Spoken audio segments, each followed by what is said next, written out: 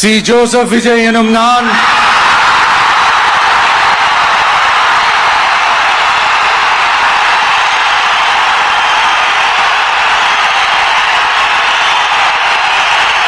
சட்டப்படி அமைக்கப்பெற்ற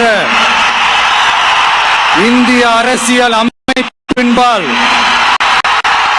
உண்மையான நம்பிக்கையும் மாறா பற்றும் என்றும்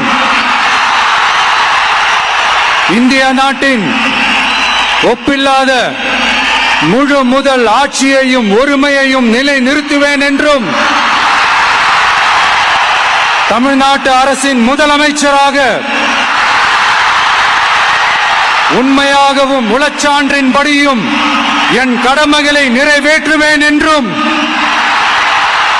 அரசியல் அமைப்பிற்கும் சட்டத்திற்கும் இணங்க அச்சமும் ஒருதலை சார்பும் இன்றி விருப்பு வெறுப்பை விலக்கி பலதரப்பட்ட மக்கள் அனைவருக்கும் நேர்மையானதை செய்வேன் என்றும் ஆண்டவன் மீது ஆணையிட்டு உறுதிமொழிகிறேன்.